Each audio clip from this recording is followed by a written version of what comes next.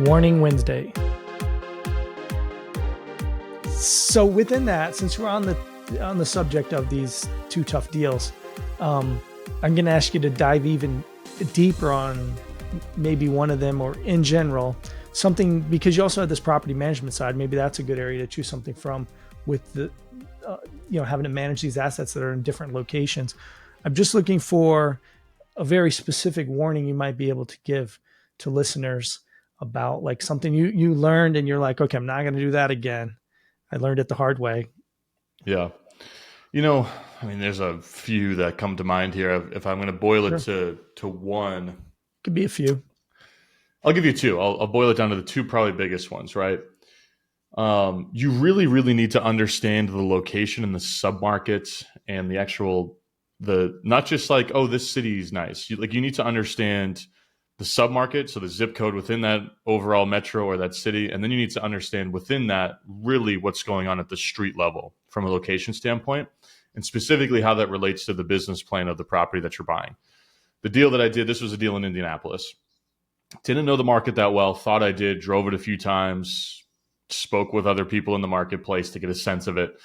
And I thought that I was in a B- area, but in reality, I was in a C area. So the business plan that we had for the deal was taking a C property, turning it into a B. Mm-hmm. But we weren't going to be compensated by the marketplace for doing that. And what I mean by that is tenants weren't going to pay the rents that we needed to pay. And we were taking on far too much construction risk doing that for the potential payoff. So location matters. We all understand that, but it matters even more so as it relates to what you're planning to do with the property. If you buy a crappy building in a crappy area, but you don't plan to do anything with it, okay, well, you can probably still have some challenges. You may have misunderwrote your vacancy or your expenses or something like that. But if you're not planning to try to turn over the tenant base and invest a lot of CapEx dollars, that's probably not as challenging of a situation. It becomes a much more challenging situation if you're compounding buying in the wrong area with over improving the property and a business plan that doesn't make sense. Those two things, it's like pouring gasoline on a fire, which is what happened there.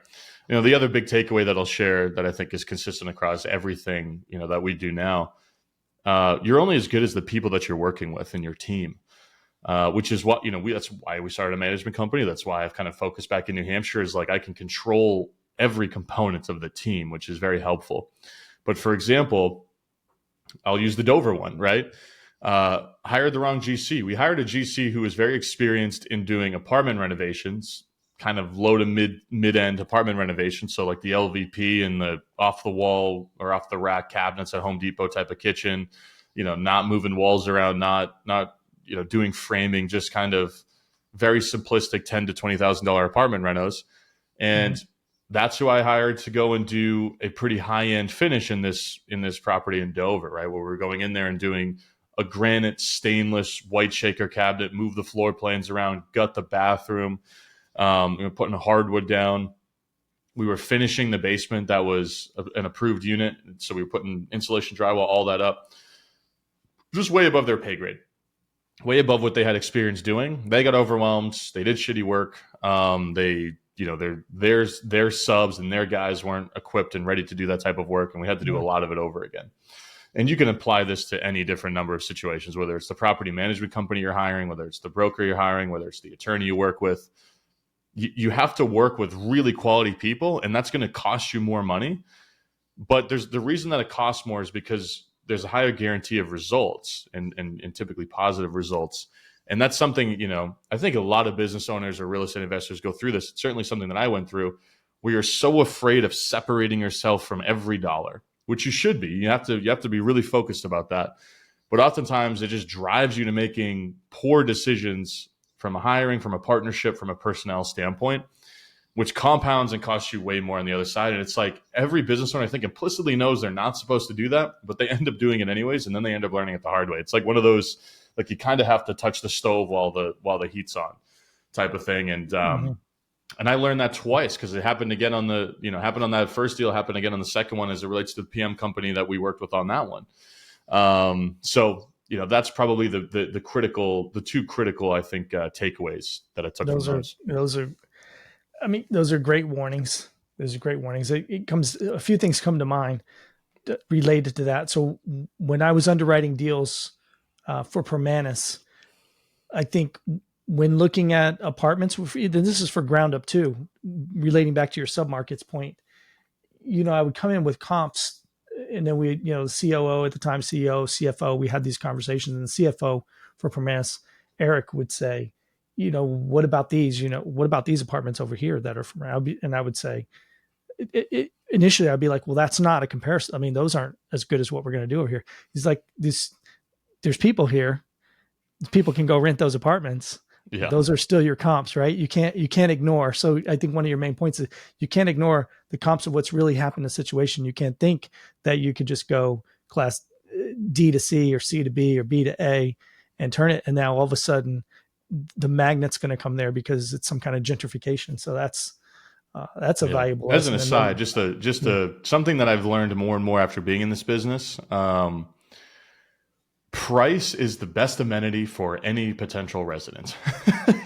Like, if I do this and the floor plan looks like this, and we use these finishes and we have this, we have a gym or we have whatever, it's like, okay, that's cool. But price is still the best feature of an apartment at the end of the day for 90% of residents throughout all classes. Absolutely. We start to separate from price, even up all the way to the tip top of the Class A section or Class A segment. You have to be in like 7 markets throughout the country. You have to be like downtown New York, downtown LA, downtown Boston, where it's becoming as much of a status symbol as it is an apartment. But still, like, the vast majority of people, even people who are going around renting $4,000 one beds in Boston, like, they'll still move if they can find a place that's a couple $100 cheaper.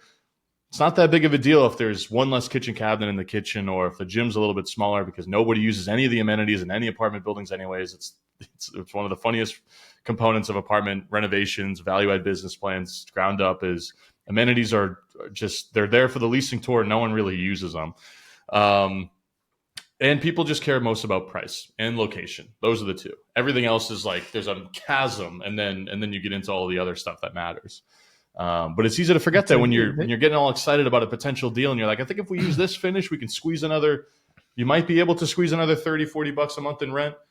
If you're in the Class C space and it's another 2 or 3% in terms of an increase on, if you're trying to get that from $1,500 to $1,550 because you're thinking about doing these types of finishes, that you oftentimes find yourself in a tricky spot once you actually get into the deal, because people don't care about it as much as you do on the front end when you're underwriting it. So the construction management and the property management, so key. So I don't know if you know Brian Davis, or he goes by G. Brian Davis. He writes a lot on Bigger Pockets and other stuff. He runs Spark Rental. And I interviewed him. He's 2 interviews ahead of you in the queue in terms of being uploaded. And he said, in his many years doing property management, and now as an investor, thousands of doors, thousands of deals, every deal that he's seen go wrong, it's always been either property management or construction management.